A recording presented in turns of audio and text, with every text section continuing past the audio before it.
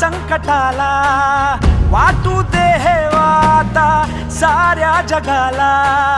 ढाल तू महाराष्ट्राची र भवानी तू समशेर तळपून टाक पात वळखून हाक जी मोठी लढाई र लढू मातीसाठी र गड्या मनगटाचं जोर लावून दाटला जरी अंधार एकजूट होऊ आज दिवा देऊ तेज धावर तू आभाळ आभाळ वादळ तुझं तू राजा आसमानीच बळ धावली तू आभाळ